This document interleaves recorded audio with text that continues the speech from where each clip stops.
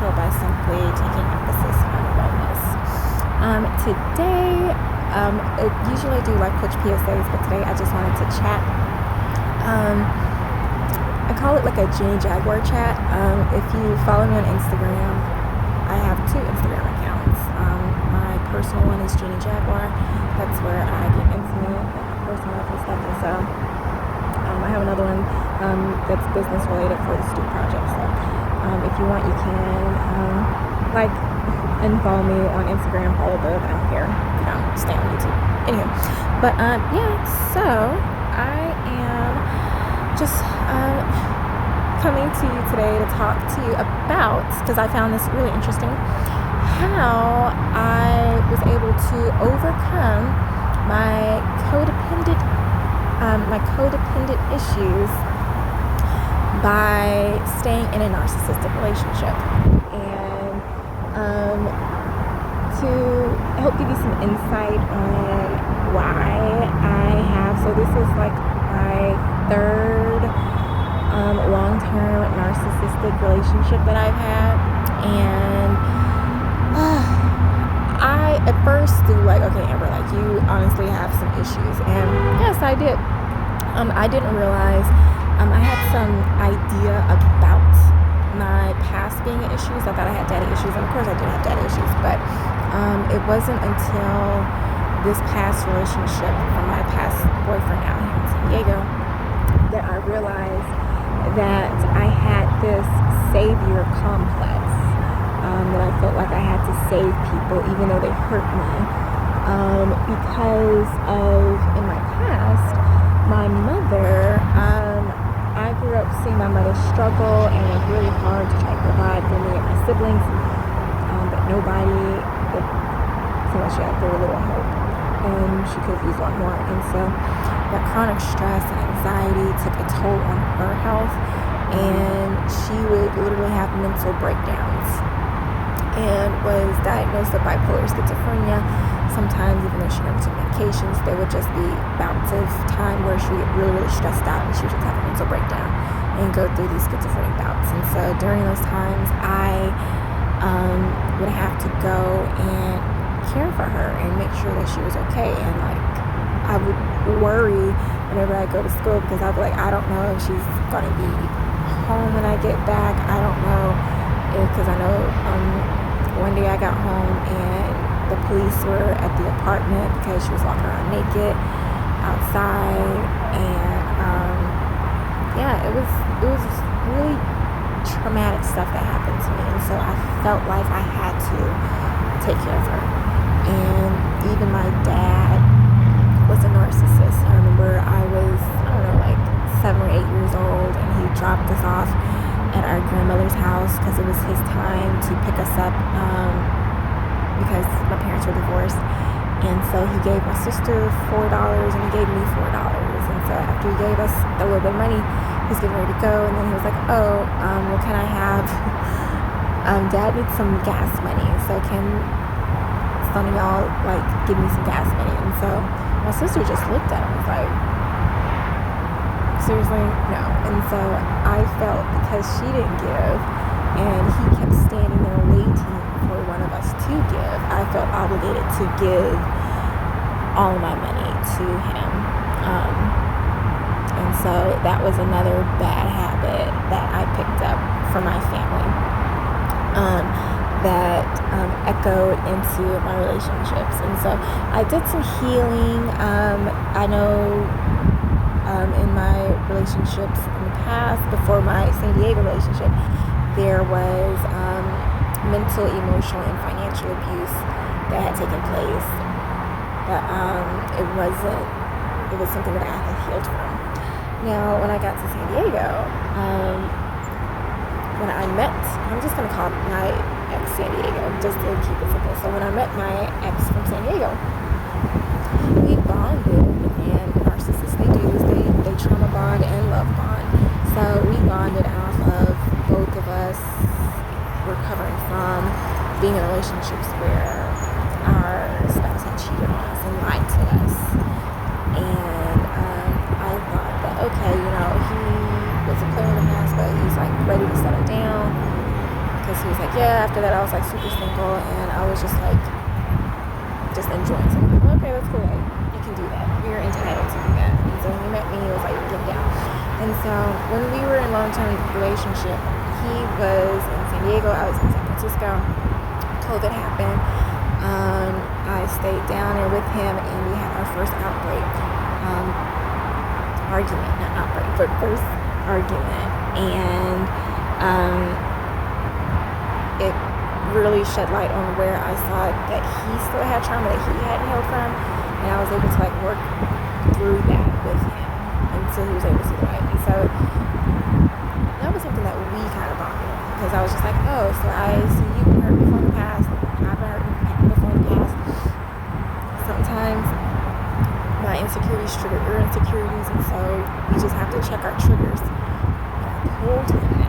And so during the process, as our relationship progressed, we kept bumping heads. He kept getting triggered, and I would heal from my triggers, and he wouldn't. And so it got to the point to where we would keep breaking up and then get back together, because our bond was our chemistry was just really good. We just clicked. We understood each other. But I felt like at some point we just separated. But it wasn't until the end of our relationship that I started, and I read tarot a lot. And so even during like a break around April, I read a tarot, and they're like, oh, so what's going to happen? And I was cross-watching for my boyfriend's sign, and they were like, oh, so what's going to happen? Who's coming to you in the summer? I'm like, oh, you're probably going to meet somebody. And so sure enough, at the end of our relationship, found out, he was like, yeah, I met somebody in July. And I was like, so tarot doesn't lie. But it was through tarot that I realized that he was my twin flame, because that's why we kept breaking and coming back, because our connection was so strong. And I know I wrote a blog about how I manifested him, because there were certain things, like certain aspects about how I wanted to make sure that this was my guy that I was supposed to be with before I got into a relationship with him. And it was, I wanted us to have a significant connection with my birthday, so he would never remember it, and I would always remember it, and it would always be special to him. And sure enough, that was for him. So I know that this was somebody that I manifested. But just because they're your twin flame doesn't mean that y'all are meant to be together, because energetically we all have free will. And if you don't know what a twin flame is somebody that your souls are one. And I did not realize this, because once I found out that he was cheating and I broke up, and I finally felt like, okay, this is done. Part of me was excited, happy, and ready to go. The other part of me, in my head, mentally, I could see a person falling down to the ground, and like, oh my gosh, what am I going to do? I don't know what life is going to be anymore. I'm terrified. And in my head, I'm like, girl, bye. He was a thought bot. Like, he did not understand like your worth. Like, you have an amazing business, and you just healed your codependency issues, which is something that the tarot told you that you would be able to do after this relationship. So that's me being selfish. That's me keeping myself in abusive circumstances for a healing process, just to make sure that my stress out of my course works. It's horrible, I know, but I did it out of love. I did it out of healing, and he was supposed to heal too. And as a twin flame, that's why my inner being, I think it was like my inner self, my soul, felt so horrible. But my rational brain that's stuck here in 3D was like, bitch, we got shit to do. So that's how I realized it was a twin flame. And the connection was so tough. Like, I could feel his emotions. There were times where he would text me, and I would be thinking about him, or I'd be feeling emotions, or he would be dreaming about me, and I would wake up and feel like someone was grabbing me, and he'd be like, oh yeah, I did dream about you that night. It was just weird. And so once I started studying the connection, I was like, oh yeah, he's a twin flame.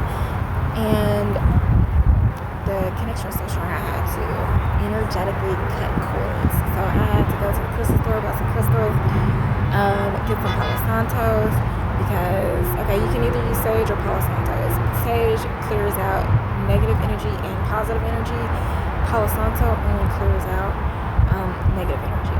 And so I was just trying to get the negative energy out because he was in a third-party situation, so I know he was like seriously low vibrational. I know he was probably going through insecurities. I know there were like certain things that he wasn't stepping up to the plate, and I know what was holding him back. And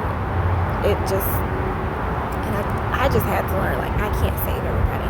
I can't help people grow. I can show them to the water, but I can't make them drink.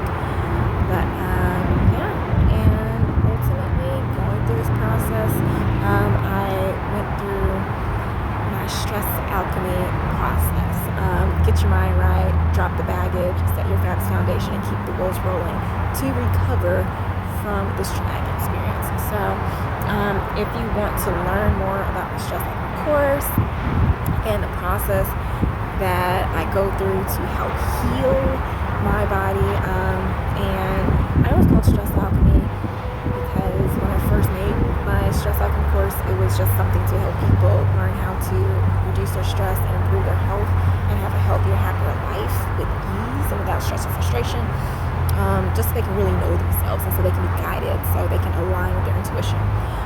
But I did not realize that it would help you. I know it can help you overcome anxiety. I used the course to help you overcome depression, but I didn't know it can help you overcome codependency issues. If I could have worked with my San Diego boyfriend a little bit more, I could probably figure out that it can help you against not codependency issues, but narcissistic tendencies as well. But yeah, my stress alchemy course can do so much, and I do group coaching as well as one-on-one coaching as well. If you want more information about it, there are details in the description box. But yeah, if you need help detaching from a twin flame, if you need help understanding whether or not, like, you need to cut cords or how to move on from a relationship that has drained you mentally and emotionally, let me know, because I can definitely help you from that. Because this toxic relationship was for 3 years, and it had literally put me in the same situation I was in my last relationship that I had healed from before. And the recovery time that it took for me to heal from my San Diego relationship was only 3 weeks. 3 weeks, y'all. How would you feel if you could be able to detach from somebody that you're deeply devoted to and in love with in 3 weeks? That's amazing. With no hurt, residual feelings, no bitterness, no anger, but just love and compassion and freedom and self-love. Like, it's amazing. But yeah, that's all I'm going to talk about for today. I hope this helps. Once again, if you like the content, please like, share, subscribe, and I'll talk